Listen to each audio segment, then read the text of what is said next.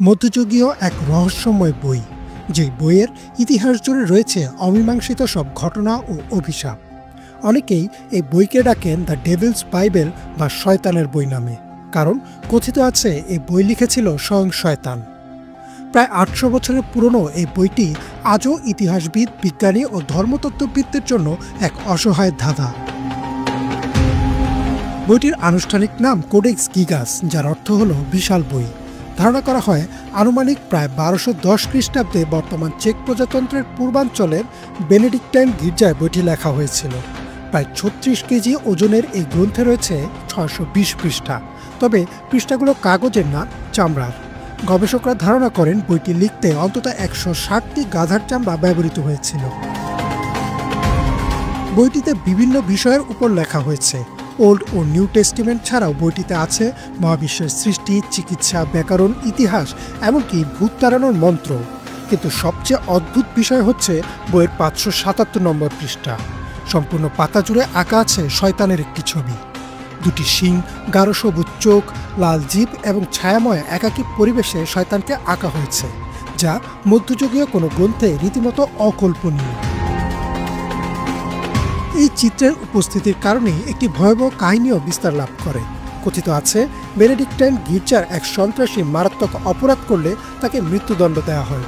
তখন তিনি নিজের প্রাণ ভিক্ষা চান এবং বিনিময়ে এক রাতেই এমন একটি মহাগ্রন্থ লিখে দেওয়ার কথা দেন যা মানব ইতিহাসের জন্য অনন্য হবে। রাজা সেই প্রস্তাবে রাজি হন, কিন্তু রাত যত বাড়ে কাজ অসম্পূর্ণ রয়ে যায়। তখন সেই সন্ন্যাসী শয়তানের সাহায্য চান এবং নিজের আত্মার বিনিময়ে বইটি শেষ করে দিতে বলেন।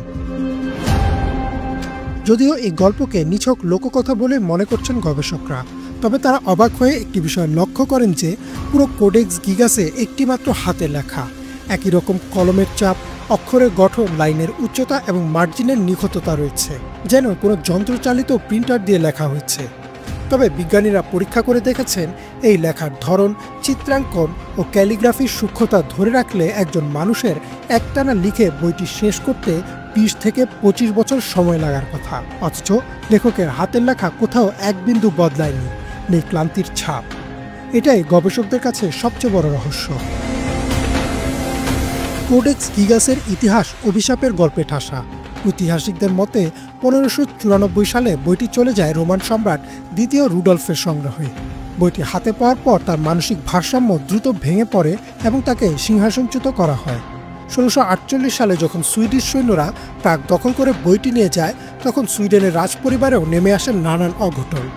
পরিবারে শুরু হয় মৃত্যুর মিছিল ও রাজ্যে রাজনৈতিক বিশৃঙ্খলা। পরবর্তীতে ১৮৭৭ সালে এক ভয়াবহ অগ্নিকাণ্ডে সুইডিশ রাজপ্রাসাদের লাইব্রেরির বহু মূল্যবান বই পুড়ে ছাই হয়ে যায়, কিন্তু অদ্ভুতভাবে কোডেক্স গিগাস অক্ষত অবস্থায় উদ্ধার হয়। কেউ কেউ বলেন বইটিকে ছুঁতে গেলেই দুর্ঘটনা ঘটে, কেউ অসুস্থ হয়ে পড়ে, আবার কেউ প্রাণ হারায়।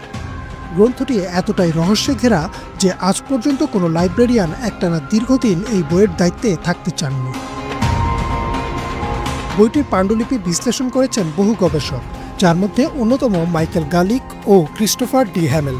তারা অবশ্য বইটি ঘিরে প্রচলিত বিভিন্ন অভিশাপের ঘটনাকে কাকতালীয় বলে অভিহিত করেছেন। তবে ন্যাশনাল জিওগ্রাফিকের ২০০৮ সালের ডকুমেন্টারিতে বলা হয় এটি বিশ্বের সবচেয়ে রহস্যময় মধ্যযুগীয় পাণ্ডুলিপি। কোডেক্স গিগাস বর্তমানে সুইডেনের জাতীয় গ্রন্থাগারে সংরক্ষিত। বইটি জনসাধারণের জন্য উন্মুক্ত নয়, তবে ২০০৭ সালে এটি ডিজিটাল আকারে প্রকাশ করা হয়, যাতে গবেষকরা বিশ্বের যে কোনো প্রান্ত থেকে এর পৃষ্ঠা পর্যালোচনা করতে পারেন। ইমরান মাহমুদ, বাংলা ভিশন।